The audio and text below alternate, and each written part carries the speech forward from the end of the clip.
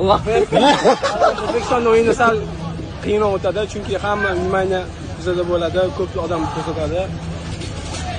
O'ylaymanki, yaxshi o'tadi bugungi o'yin. Terma jamoa bosh murabbiy qanday ko'rsatmalar bergandi, aynan himoyachilarga? Akalik zo'r beryapsiz, savollar bor-ku. Javob. Bunaqa narsa aytilmaydi aka. Bu savolga javob berishga imkonsiz. Xo'p, keyingi savol. Bu yoqqa ham o'ting. Nishonlash qanday bo'ladi 10-da? Qiynayapti. 10-da nishonlash qanday bo'ladi? Ko'ramiz. Barcha Oldinda aytib qo'yish kerak emas.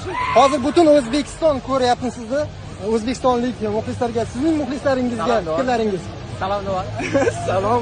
Tabriklaymiz hammani. Ha. Bo'ldi. Bo'ldi. Ha? Hozir yig'lavoradi aka. Tabriklaymiz, zo'r o'yin. Rahmat, rahmat. Abbos, Men keturaymi? turing. Do'stingizning yonida turing. Bo'sh bo'lsang, Abbos.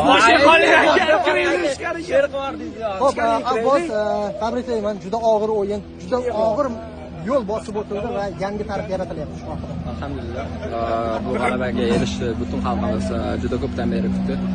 O'zbekiston futboli, O'zbekiston xalqi jahon chempionatiga chiqishga haqli edi deb o'ylayman, chunki bu ajoyib jamoa bilan chiqmasak uyat bo'lardi. Xudoga shukr, bu uddaladik. Alloh bersin. Ko'tarib olib ketdi.